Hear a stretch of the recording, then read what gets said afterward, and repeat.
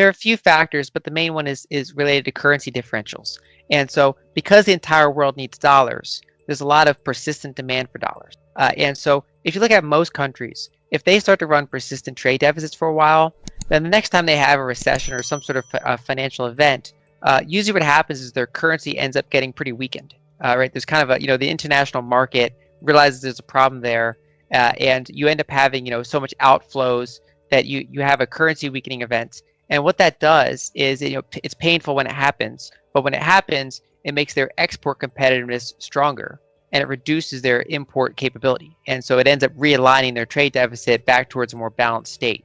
But the United States, we never go through that process. When we have recessions, often our dollar gets stronger. And so we never are in a position where our currency kind of makes sense relative to our balance of trade. We don't have that corrective mechanism that most other countries have. And that's kind of that's the core issue. Then there's some other factors like just fiscal policy and kind of geopolitical policy. And so a lot of these other countries have rather mercantilist policies where they try to purposely maximize exports, and keep their import power, somewhat tight. So a lot of them will purposely weaken their currencies as much as possible compared to the U.S. dollar. And for example, Switzerland will just print a lot of their currency and then buy, American assets, for example. Apple. Exactly, even Apple stock. Yeah, so it started, of course, with treasuries, right? You print money, you buy treasuries, you build up your foreign exchange reserves. But they've also moved into even just outright buying U.S. equity. And so what that does, and that, Switzerland's like they probably do that more egregiously than any other country, but there are a bunch of countries that do that. And whereas the U.S., we purposely never really built foreign exchange reserves. We don't go through these processes of purposely weakening our currency unless there are a handful of times we got really bad, like in the Plaza Accord, 1985. But so we generally don't engage in that kind of currency weakening.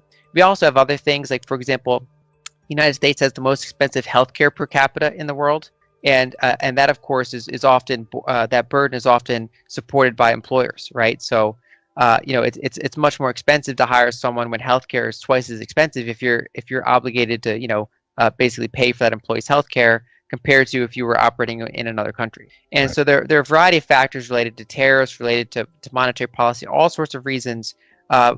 And it revolves around the fact that the United States has to get dollars out into the system if those dollars are going to be able to be purchasable for commodities for countries around the world. Yeah, and an environment domestically that allows us or incentivizes us to get that manufacturing overseas. So it's not just about price, it's about what you're saying. But I also want to focus or just mention that it's a lot to do with regulations as well. You touched on it there with the healthcare.